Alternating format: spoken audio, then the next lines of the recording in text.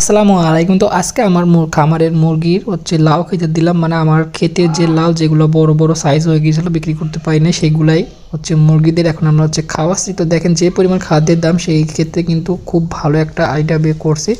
এই লাউগুলো হচ্ছে আমি ছোটো করে কুচি কুচি করে কেটে আমার মুরগিগুলো দিয়ে দিছি। দেখেন কি ভালোবাসে ওরা সবজি খেতে, দেখেন দেওয়ার সাথে সাথে কিন্তু পাগলের মতন হচ্ছে খাওয়া শুরু করে দিয়েছে।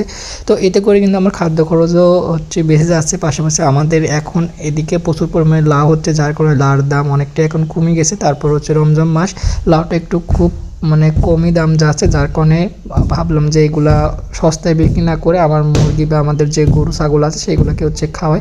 তো এগুলোকে আমরা হচ্ছে বেশ বড় সাইজ করে নিয়েছিলাম, মানে মাঠে লাউ হওয়ার পর এগুলো রেখে দিয়েছিলাম। তো অনেক বড় বড় সাইজ হওয়ার পর এগুলো হচ্ছে আমরা কেটে মুরগিদের বা আমাদের যে গরু ছাগল আছে সবগুলোকে আমরা এখন খাওয়াচ্ছি। তো আপনারাও চাইলে কিন্তু আপনাদের খামারের মুরগিদের সবজি, যে কোনো ধরনের সবজি কিন্তু কুচি কুচি করে কেটে দিলে কিন্তু খাবে ওরা।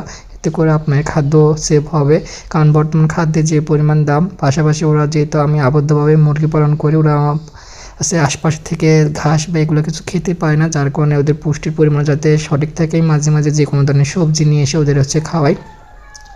পাশাপাশি আমার যে ছোটো বাচ্চাগুলো আছে দেখেন সেগুলোই হচ্ছে বেশি প্রিয়, মানে ওরা বেশি খুব ভালোবাসে সবজি খেতে, ওরা দিলে একদম খাওয়ার জন্য সব রেডি হয়ে যায়। তো এরকম নিত্য নতুন ভিডিও পেতে অবশ্যই আমার পেজ বা ইউটিউব